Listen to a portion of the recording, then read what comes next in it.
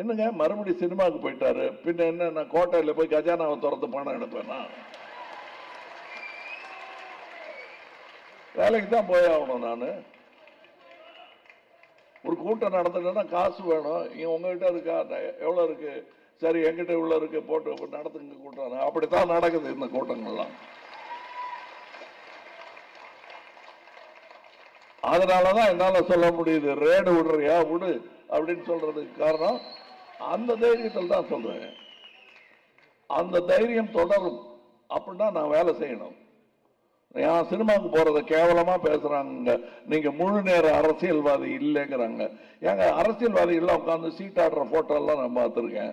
அந்த நேரத்தில் என்ன பண்ணிட்டு இருக்காங்க? பெரிய பெரிய தலைவர்கள் சீட்டாடுறதையும் டின்னர் சாப்பிட்றதையும் பார்த்திருக்கேன். அப்ப அந்த முழு நேர அரசியல்வாதி எவனுமே இல்லை என்று பெரியார் சொன்னதுதான் கரெக்ட். 8 மணி நேரம் தூங்குறவன் எவனுமே முழு நேர அரசியல்வாதி இல்லை. ஏன்னா வேற கனவுல எல்லாம் இருப்பான்.